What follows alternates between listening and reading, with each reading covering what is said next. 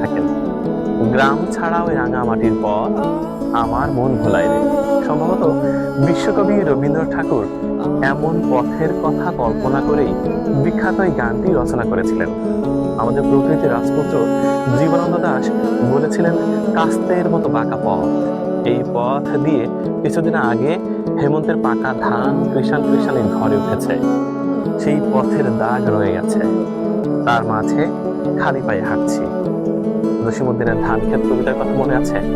সেখানেও মাঠের পথের কথা উল্লেখ আছে।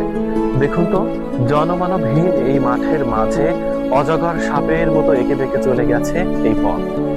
সেই পথে খালি পায়ে হাঁটছি।